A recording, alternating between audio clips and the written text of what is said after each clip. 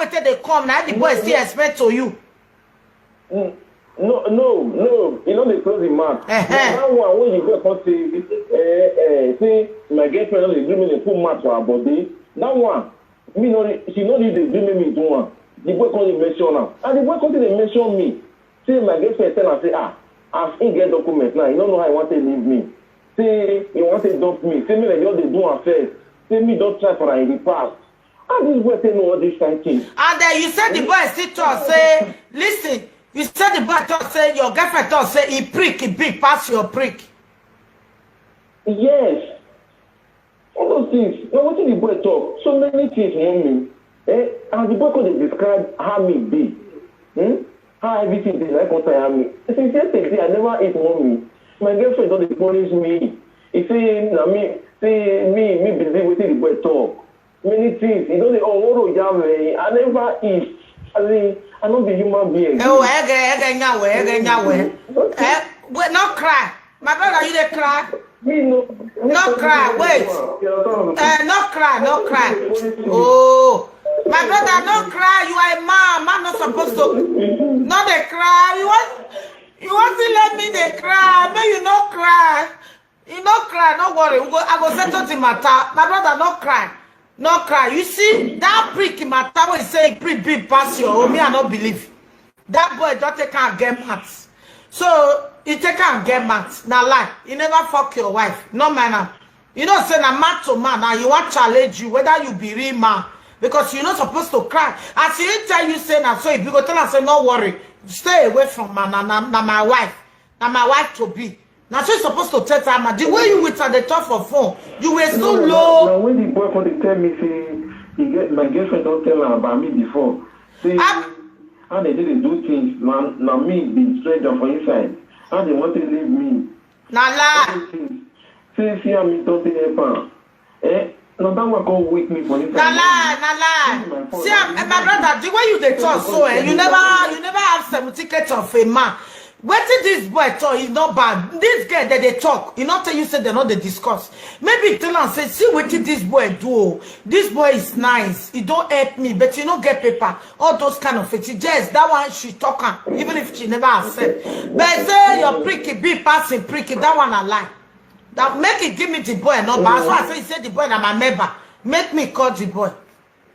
Yeah? Make give me the boy number. Send me the boy number. Okay, because of the children, my girlfriend is saying me wicked. No. Me not devil. No, you're not wicked. He no go cook for me again. Why not? Why she not go cook for you? Again. Me don't get kiss again because of this issue. Me when supposed to first. Now you give her a phone. Why she go to and say she not go cook for you I again? don't get peace of mind for her again. Give her a phone. Give her a phone. Give her a phone.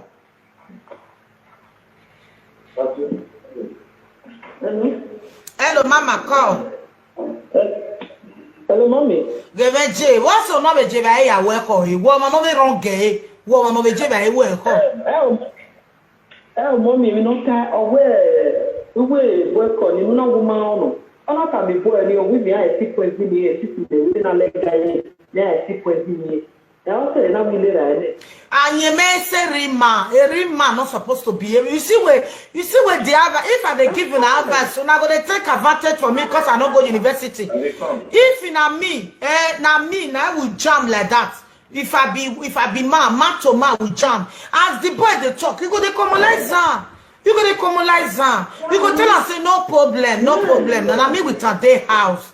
Stay away from her. Man go and me no jara ya no me ona mo go ogo na o me o le gele mo mi ya ti go ni ya o ime na yo wo but they put in anyway gele no na go we gele time the boy we gele time hello we gele time the boy we care the boy for last of boyfriend we are tamata mommy ma take baby yo okay now we gele time we ukwe no bia Daria, we time we ukwe no bia pe wo me wie bo a Ima me take be ah na me gba na take be video. Ima mama ima me gba o. Ima take be video. Agwa me na ta me gbe. Ko ni gume ne run de wa gele e mata. Agwa me na ta me gbo ya e no bage go send there me to be me college boy.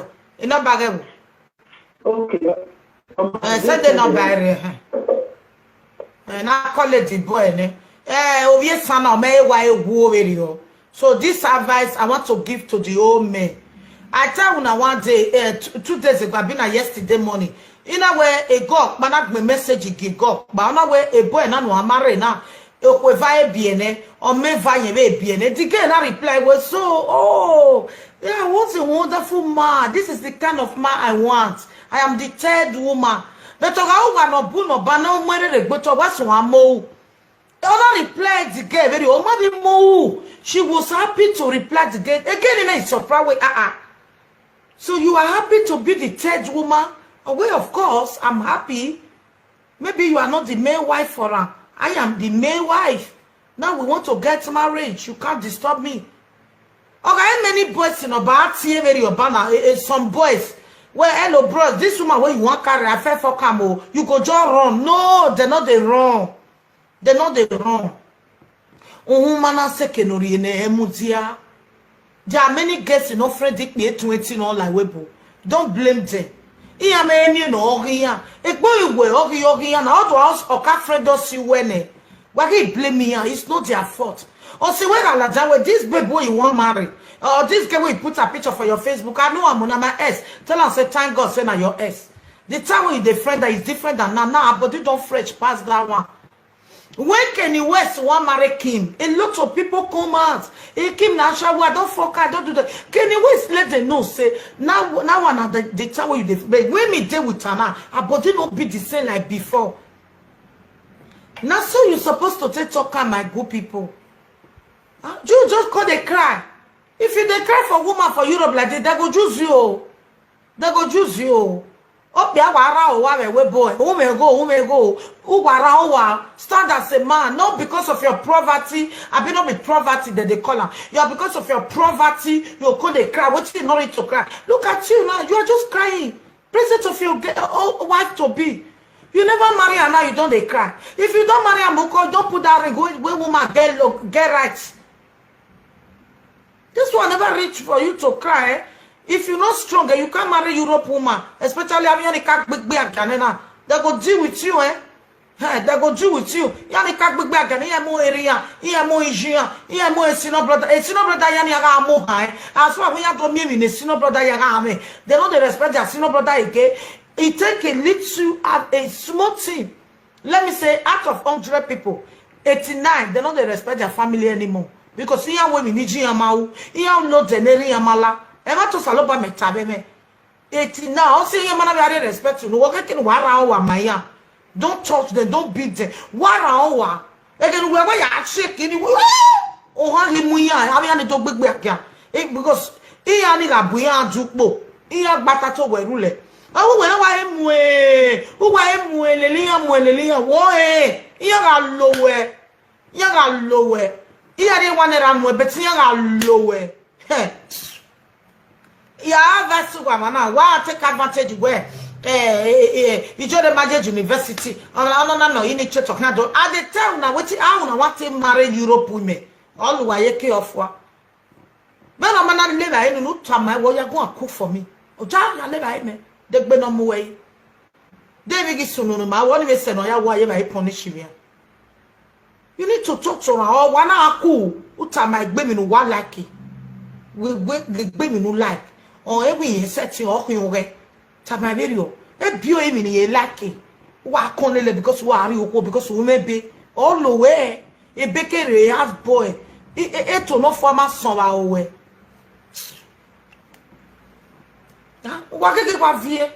On every send our vie.